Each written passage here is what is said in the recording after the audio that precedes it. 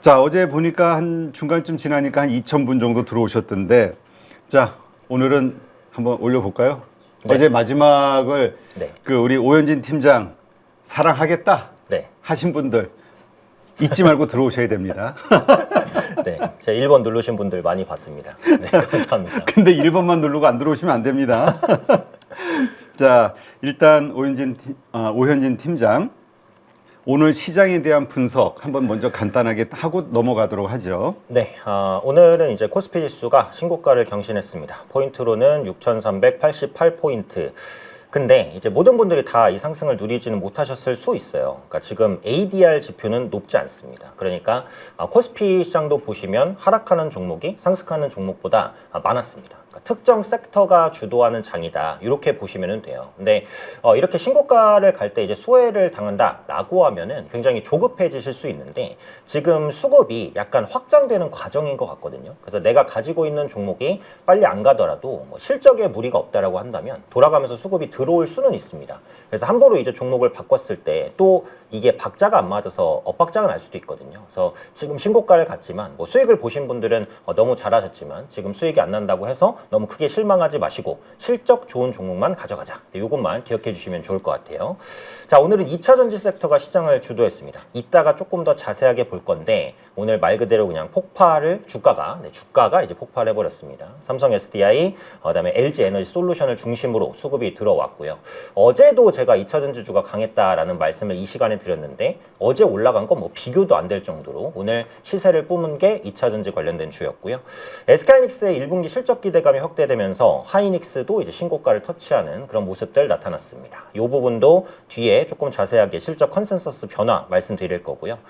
신현송 한국은행 총재가 취임을 했습니다. 그래서 오늘부터 임기가 시작됩니다.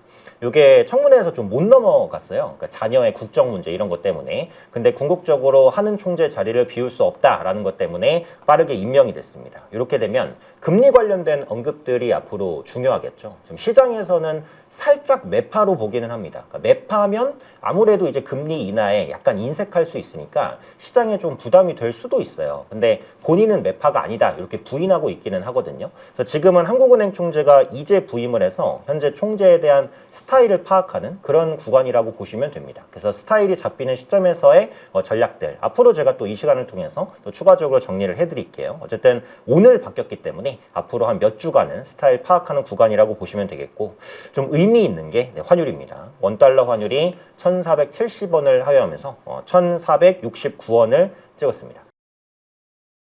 예전에 1,470원이라고 하면 진짜 높은 환율이었는데 요즘은 1,530원 이렇게까지 찍었다가 내려오니까 그래도 1개월 만에 최저가기는 합니다. 그러니까 환율이 안정된다는 것은 외국인의 수급이 들어올 수 있는 여건들이 마련되는 것이다 라고 보시면 됩니다.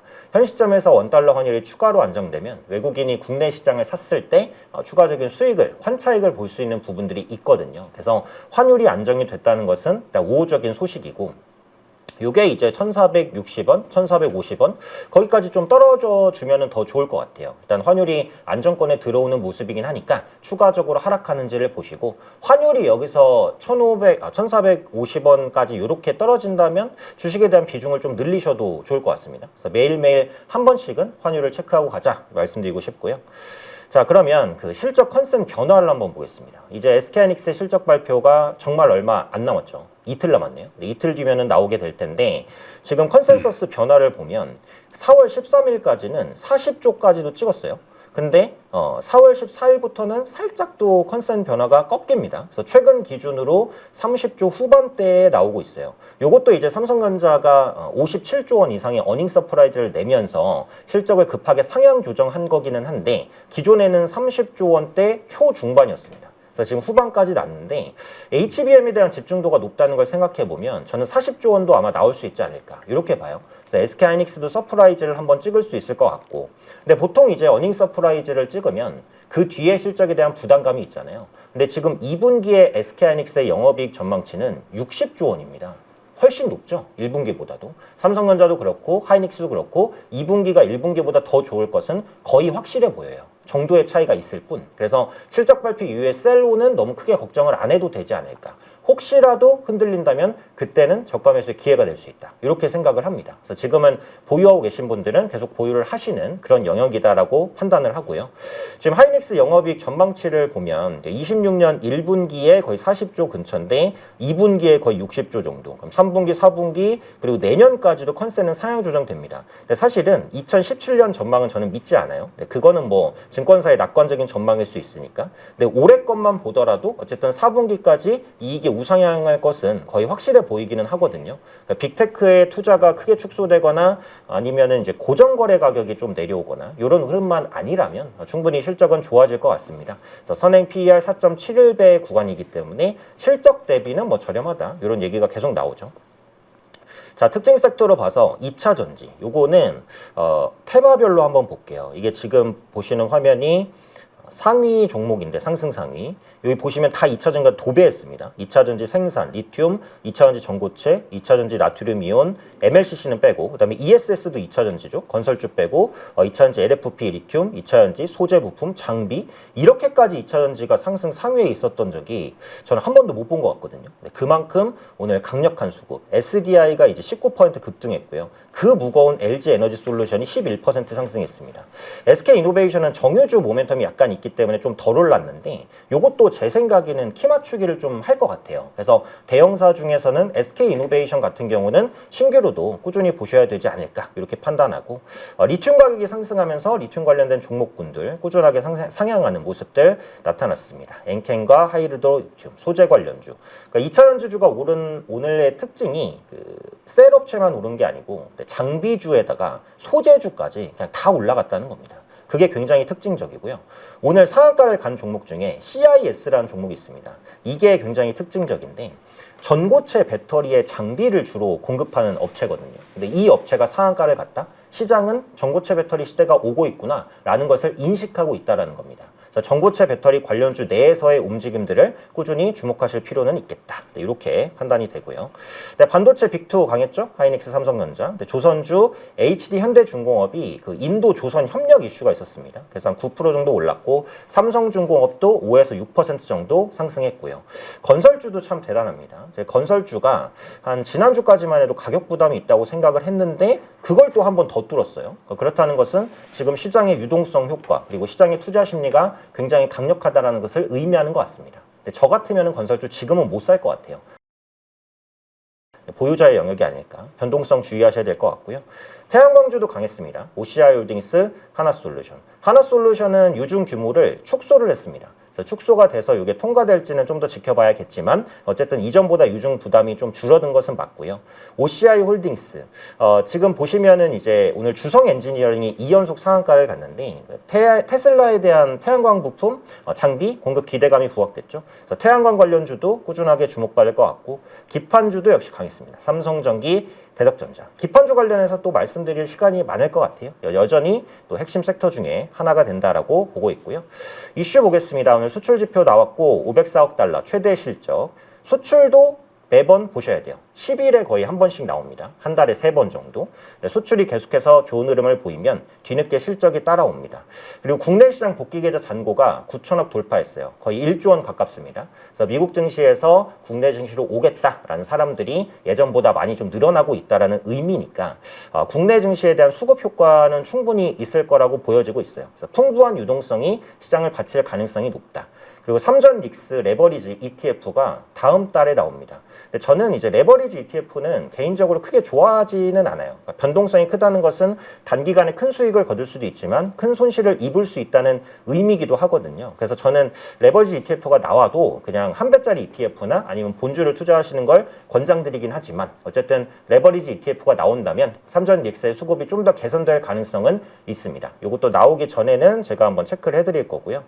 개별 이슈로 카자흐스탄이 2050년까지 원전 3기 건설 계획을 밝혔습니다. 그러니까 이거를 왜 넣어놨냐면 요거 때문인데 지금 글로벌 전력 발전량을 한번 볼게요. 자, 보시면 석탄과 가스가 요 밑에 있는 회색과 파란색 부분입니다. 그래서 수력과 원전 기타가 요 위에 부분인데 여기 기타에는 그 태양광이나 풍력이 들어가요. 자, 그러면 우리가 이제 에너지원으로 주로 생각하는 원전, 태양광, 풍력 이런 것들이 가스터빈도 SOFC도 마찬가지. 요 위에 속하고요. 이 밑에 단은 여전히 석탄 가스입니다. 지금 글로벌적으로 에너지 발전원이 뭐가 더 많죠? 여전히 석탄 가스가 더 많습니다. 근데 석탄 에너지를 언제까지나 계속 쓸 수는 없어요. 그런데도 불구하고 석탄 발전 비중은 계속 늘어납니다. 궁극적으로는 이 부분을 원전이라든지 신재생 에너지가 대체를 해야 돼요. 그래서 앞으로도 이 원전과 가스터빈, SOFC, 태양광 풍력 관련된 수주 소식은 계속해서 나올 겁니다. 그래서 에너지 관련주들을 꾸준히 보셔야 되는 이유가 이 그래프에 나와 있으니까 여기까지 참고하시면 될 것 같고요. 어쨌든 시장의 분위기는 좋습니다만 전쟁이 아직 끝나지는 않았습니다. 변동성이 올 수 있다는 건 염두하시고 올라갈 때 급하게 따라잡지 마시고 소외감 느끼실 필요는 없어요. 분명히 조정 오는 시기는 옵니다. 그때 천천히 분할 매수, 분할 매도, 분산 투자. 제가 항상 3분 말씀드리니까요. 3분 투자 꼭 기억하셨으면 좋겠습니다. 네, 3분 하니까 갑자기 오래전에 자주 먹었던 3분 카레가 떠오르네. 네, 그래서 제가 노렸습니다. 타이틀을 기억하기 쉽게 하려고. 그래요? 네. 좀 썰렁한데? 아까 제가 SK이노베이션 참 말씀드렸죠. SK이노베이션도 시세 차이가 조금 있는 것 같긴 한데요. 네, 그죠? K에서 스트레드 1% 정도 더 올라갑니다. 다른 그 셀사 대비해서는 모멘텀이 밀리죠. 근데 지금 2차 전지가 본격적으로 상승한다면 같이 딸려서 올라갈 수밖에는 없습니다. 그 요즘에 정유가 괜찮아요. 그러니까 유가를 떠나서 정제 마진이 좋습니다. 정제를 했을 때 그 마진이 충분히 수익을 낼 수 있는 규모거든요. 그래서 앞으로는 이 부분이 SK이노베이션의 실적을 받쳐줄 것 같아요. 그러니까 시장에서는 2차 전지주로 보지만 본업은 정유잖아요. 포스코홀딩스도 마찬가지. 2차 전지주로 보지만 본업은 이제 철강이 있잖아요. 그래서 그런 부분에 본업 기대감도 있다. 이렇게 보시면 될 것 같습니다. 네, 알겠습니다. 자, 아까 제가 이러한 스타일이 마음에 들면 2번 눌러달라고 그랬는데 1번을 전부 누르셨어요. 그냥 딴 거 필요 없고 오현진 팀장이 좋다? 이걸로 이해하면 됩니까? 네. 뭘 해도 좋다? 아, 이거 서운하네. 아, 이렇게 사랑이 금방 움직이나? 아이디어가 안 먹힌 걸로 이렇게 보겠습니다. 자, 먼저 이란 전쟁 전에 ETF가 많이 팔리고 증권 거래량도 많다고 해서 삼성증권 11만 5천 원에 15% 비중으로 담으셨대요. 네. 근데 왜 이렇게 지지부진할까요? 하이닉스로 갈아타야 될까요? 삼성전자나? 일단은 매수 타이밍이 아마 2월달 아니면 최근이셨을 것 같습니다. 그렇다면 이제 매수 타이밍적으로 조금 잘못되기는 했죠. 만약에 2월달이라면 급등이나 급락에 들어가신 거고 최근에 들어가셨다면 일단 한 템포 그 상승이 나온 이후에 살짝 기술적인 고점 부근에서 들어가셨으니까 타이밍적으로 조금 아쉬웠다. 그렇게 생각이 됩니다. 다만 저는 이제 금융주 중에서 증권주 가장 좋게 봅니다. 그러니까 증권과 보험, 그 다음에 은행 이렇게 있잖아요. 저는 증권주를 최선으로 보고요. 그 다음에 보험, 그 다음에 은행 이런 순서로 봐요. 그래서 증권주는 지금은 보유하자라는 거고 실적 너무 좋을 것 같습니다. 반도체 얘기만 계속 나오잖아요. 실적하면. 증권주도 실적이 너무 좋습니다. 이게 브로커리지 수익이 기본으로 깔아줘요. 그러니까 수수료 수익이죠. 지금 투자자분들 그 매매하실 때 어디 증권사를 쓰시는지는 모르겠지만 요즘엔 뭐 토스도 많이 쓰시고 하시지만 수수료 무료 이벤트에 걸려 있지 않으면 수수료를 내고 계신 겁니다. 계속. 그러면 그 부분에 대한 회전, 요즘에 거래대금도 증가하고 주가도 높다 보니까 일정 비율로 부과하는 수수료 수익은 그냥 따라와요. 요즘에 증권사가 브로커리지 의존도 줄였다고 하지만 여전히 40에서 50% 수익은 다 수수료 수익입니다. 지금처럼 거래 대금이 많이 일어나고 시장이 올라간다. 증권주의 실적 당연히 좋아집니다. 추가적으로 IMA 계좌. 그러니까 요즘에 원금 보장 형태로 1년에 4%에서 6%, 크게는 8%까지 노리는 증권사 상품이 나왔어요. 그럼 은행에서 나는 돈을 잃는 게 너무 싫어 하시는 분들도 증권사 IMA 해볼까? 라고 생각하실 수 있죠. 왜냐면 원금이 보장되니까. 근데 수익은 4%에서 8%라고 한다면 예금보다 훨씬 낮잖아요. 요즘에 예금 뭐 3% 정도 되나요? 예금 금리 요즘에 안 받는데. 그래서 거의 이제 금리가 없기 때문에 IMA로 빨아들이는 부분이 있습니다. 그리고 해외 주식 매매도 마찬가지. 해외 주식이 이전보다 많이 성장했기 때문에 역시 거기서 오는 브로커리지 수익도 있고요. 대여들이 많이 상장하면 또 IPO 관련된 수익도 있고요. 그래서 지금 증권주는 너무 좋습니다. 단지 이제 시기의 문제였다. 그러니까 매수 시기가 여기 아니면 여기셨을 테니까 시기가 조금 안 좋았다라는 거고 저는 이제 삼성증권이랑 키움증권 증권 두 종목을 눈여겨봅니다. 왜냐하면 어쨌든 개인 투자자분들의 비중이 많은 증권주기는 하거든요. 미래에셋 증권은 개인 비중이 높은데 요즘에 스페이스X 지분 가치 때문에 너무 노이즈가 많이 끼었어요. 그래서 미래에셋 증권을 지금 이걸 증권주로 보고 들어가기가 좀 부담스럽습니다. 그래서 브로커리지에 중점을 둔다면 키움증권 아니면 삼성증권인데 비중은 이제 키움증권이 높지만 삼성증권은 고액 투자자분들이 높습니다. 삼성이라는 이름 때문인지는 그래 모르겠는데 10억 원 이상 투자자가 가장 많은 증권사가 삼성증권이에요. 그런 부분들은 이제 한번 회전할 때 또 수수료 수익이 세게 나기 때문에 이 부분도 보신다면 보유하시면 될 것 같고요. 15% 비중도 적정하신 것 같습니다. 목표가 별로 크게 의미는 없는데 한 12만 원? 12만 원은 한번 볼게요. 충분히 가능할 것 같고 코스피 지수 7천, 8천 갈 때 같이 올라갈 거니까 걱정하지 마시고 보유하시고 꼭 수익 내고 나오실 수 있을 겁니다. 네. 자, 제가 잘못했습니다. 2번 그만 누르세요. 계속 누르셔가지고 네. 종목이 다 가라앉아 버렸어. 제가 죄송합니다. 종목이 안 올라오고 있습니다. 지금 2번만 올라오고 있어요. 이거 내가 네. 실수했네. 네. 종목 많이 올려주세요. 네. 자, 그 다음에 쭉 내려와서 잠깐만요. 2차 전지 산업 레버리지, 그러니까 2차 전지 레버리지 ETF를 바닥 통과하고 올해 좋아질 것이라 해서 현재 50% 수익이 나고 있지만 언제 팔 것이냐 매도 시점에 대한 고민이라고요. 462330 2330 ETF. 네, 2차 전지 산업이요. 네, 레버리지 언제 팔까? 레버리지 아니죠 이거? 레버리지. 레버리지. 레버리지. 레버리지였어요. 전 레버리지를 아까 말씀드렸는데 크게 좋아하진 않습니다. 이건 타이밍을 노리겠다는 거기 때문에. 근데 궁극적으로는 오늘 2차 전지가 워낙 강했기 때문에 좋은 선택이 되시긴 하셨네요. 일단은 지금은 보유를 합니다. 그러니까 ETF는 차트를 보는 게 저는 크게 의미는 없다고 생각해요. 어차피 종목을 따라서 가는 거기 때문에 차트 분석은 의미가 없는데 현재 대장격으로 들어있는 종목들, 뭐 LG에너지솔루션, 삼성 SDI 이런 종목들, 코덱스 2차 전지 산업은 대장주들이 많이 들어있습니다. 시가총액이 큰 종목들. 그래서 그런 종목군들은 현재 추세를 타고 있다라고 보기 때문에 현재는 보유하시는 게 맞을 것 같은데 비중이 50%라고 하셨나요? 네, 비중이 너무 높기는 하네요. 50% 수익 중. 50% 수익 중. 네, 그러면 일단 보유하시면 될 것 같고요. 요거는 한 내일 정도의 반 정도는 한번 털고 가 보시죠. 저는 2차 전지가 좋을 거라고 생각하지만 오늘 이제 급등이 나왔으니까 좀 눌렸다 가는 게 자연스럽기는 해요. 그러니까 삼성 SDI가 지금 3거래일 연속 급등인데 지금 19% 정도 급등하고 있잖아요. 그러면 물론 내일 뭐 추가적인 상승이 나올 수도 있겠습니다만 쉬어가도 전혀 이상할 거는 없거든요. 그래서 현재 위치에서는 한 반 정도 이제 비중을 줄이고 나머지를 조금 더 지켜보자 이런 관점. 레버리지기 때문에 변동성이 크잖아요. 그래서 무조건 이제 들고 간다라기보다는 비중을 좀 줄이시면서 가시는 게 좀 더 낫지 않을까 생각됩니다. 네, 알겠습니다. 자, 그다음 현대차 30만 원에 매수하고 이 질문하시면 이건희 대표를 못 믿으시는 건데 현대차를 30만 원에 매수하고 현대차 우선주와 괴리율이 커서 우선주를 28만 원에 추가로 매수했습니다. 본주와 우선주의 괴리율이 왜 줄어들지 않습니까? 괴리율까지 보셨다는 거는 이제 투자를 조금 하신 투자가 되신 그런 분이신 것 같습니다.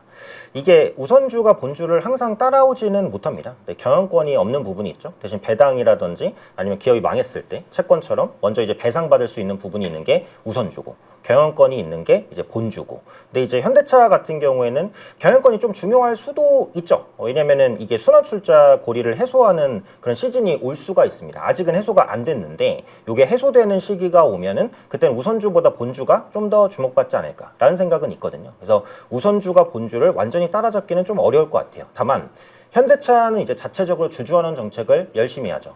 자사주 매입, 소각, 배당 확대. 앞으로도 꾸준히 할 겁니다. 그러면 우선주에 조금이라도 배당이 더 가기는 하겠죠. 그래서 저는 우선주를 가져가시는 전략도 괜찮다고 생각합니다. 그래서 본주와 함께 보유하셔도 좋을 것 같고 지금 시장에서 PER적으로 저평가가 돼 있으면서도 성장 기대감을 주는 종목이 많지는 않습니다. 근데 그 중에 하나가 현대차라고 생각해요. 저는 현대차 좋게 보거든요. 그래서 현대차, 기아, 현대모비스 모두 다. 결국 이제 핵심은 보스턴 다이내믹스의 상장이 구체화되는 시기일 텐데 유니트리가 10조 원의 밸류를 받았기 때문에 보스턴 다이내믹스는 30조 원 이상은 충분히 받을 거라고 생각합니다. 그래서 40조에서 50조 정도. 아마 현대차 그룹도 시기를 보고 있을 거예요. 네, 적당한 네. 시기를. 그래서 그 시기가 오면은 다시 한번 부각될 수 있다라고 보니까 그거 참고하시면 되겠고, 이번에 수출 지표가 발표됐잖아요. 아까 제가 여기서 잠깐 보여드렸지만 4월 1일에서 20일 수출 최대 실적인데, 이게 이제 반도체가 거의 다 했고 자동차는 좀 안 좋았습니다. 꽤 많이 꺾였는데 이게 이제 전쟁 영향이 있었다라고 봐도 될 것 같아요. 그래서 그 이슈가 해소되면 그때부터 차량 판매는 다시 정상화가 될 수 있을 것 같고, 수출 지표가 꺾였음에도 오늘 현대차 4% 정도 올라가고 있잖아요. 그것은 이미 이제 자동차 조금 뭐 덜 팔리는 거 신경 안 쓸게, 좀 미래 성장을 기대해 보자, 이렇게 시장이 관점을 바꾸는 게 아닌가, 이런 생각은 듭니다. 그래서 지금 네. 보유하시고요, 뭐 60만 원대까지 충분히 노려보자고 말씀드리겠습니다. 네. 자, 하이브 전쟁 전에 매수하셨대요. 뭐 좋다고 BTS 때문에 다들 매수하셨죠. 비중 15%, 단가 39만 8천 원? 맞나요? 39만 8천 원. 네. 네, 그럴 수 있겠네요. 기다려야 그렇죠. 되겠죠?라고 얘기하셨는데 네, 이게 너무 높을 때 들어가셔서 손실이 좀 많이 크신 상황인데 손절을 못 하셨군요. 지금은 매도하시기는 어렵습니다. 이제 보유를 하셔야 되고요. 오늘 하락은 그 방시혁 의장의 그 이슈가 좀 나왔죠. 예전에 이제 거래 관련해서 구속까지는 아닌 것 같은데 검찰에 대한 또 그 조사 소식이 있었습니다. 그 부분 때문에 내려갔는데, 하이브 모멘텀은 유효합니다. 그러니까 방탄소년단의 이제 그 세계 투어, 글로벌 투어가 진행이 됐을 때 이게 티켓 매출만 1.5조로 지금 추정합니다. 티켓 매출만요. 그래서 BTS에 대한 인기가 현재 위치에서 크게 떨어지지만 않는다면 실적은 너무너무 좋을 것 같아요. 근데 그동안 하이브가 빠진 게 이제 엔터주의 전체적인 부진이었어요. SM, JYP, YG엔터, 하이브 같이 빠졌죠. 엔터주 올라올 때 또 같이 올라올 겁니다. 그러니까 지금은 엔터주가 프리미엄이 거의 없어요. 예전에는 PER 30배, 40배도 줬거든요. 근데 요즘에는 한 15배 안 되는 경우도 많습니다. 하이브는 대장주고 BTS 프리미엄이 있어서 그것보단 PER이 훨씬 더 높기는 한데요. 아까 말씀드린 대로 JYP 엔터나 SM이 올라올 때 같이 올라오기는 할 겁니다. 그래서 지금은 조금 힘드시겠지만 보유하시고요. 웬만해서는 20만 원 초반대까지는 안 떨어질 것 같습니다. 저는 차트를 조금 더 이제 그 봤을 때도 여기까지 보면은 여기서 최저가 찍고 지지 라인이에요. 딱 여기네요. 기술적 분석상 지지가 여기 한 번, 여기 두 번, 세 번, 네 번째입니다. 그래서 웬만해서는 깨지 않고 반등 줄 거라고 보는데 시간은 좀 걸립니다. 요거는 그냥 묻어두시는 걸로 말씀드릴게요. 조금 길게 가면서 30만 원 돌파까지는 기다려보자. 매일 주가 보지 마시고요. 한 일주일에 한 번씩만 확인하면서 반등 노려보자고 말씀드리겠습니다. 네. 자, 현대무벡스 단가 34,400원, 비중 20%, 물류 관련주로 샀는데 투경까지 떴네요. 보유해야 될까요? 네, 지금 이제 로봇주 중에서 거의 핵심 종목으로 좀 부각되고 있는 종목인데, 로봇 관련주도 요즘 보시면 수급이 살짝 살아나기는 합니다. 그래서 레인보우 로보틱스, SBB테크, SPG, 뭐 로보스타 이런 종목군들 조금 올라오거든요. 그래서 현대무벡스도 비슷한 계열로 이제 분류가 되어 있기 때문에 아마 올라오는 흐름이지 않을까 싶고요. 지금 기술적으로 보면 이제 고점이 낮아지고 저점은 올라갑니다. 이렇게 되면 살짝의 이제 좀 수렴 구간이다라고 볼 수도 있을 것 같아요. 근데 이게 상방으로 돌파가 된다라고 한다면 거기서는 한 번 더 상승으로 치고 가지 않을까 싶습니다. 다만 이제 프리미엄이 붙어 있는 종목이기 때문에 요건 20일 이평선 매매를 한번 해보시죠. 그래서 종가 기준으로 20일 이평선을 깨면 일단 리스크 관리 차원에서 매도고, 깨지 않으면 보유하셨다가 35,000원 1차적인 반등 노려보는 관점입니다. 지금 조금 가격이 있는 종목이긴 하지만 관련 섹터의 분위기가 나쁘지 않기 때문에 또 전환될 때 반등 노려서 매도해보자 말씀드리겠습니다. 네.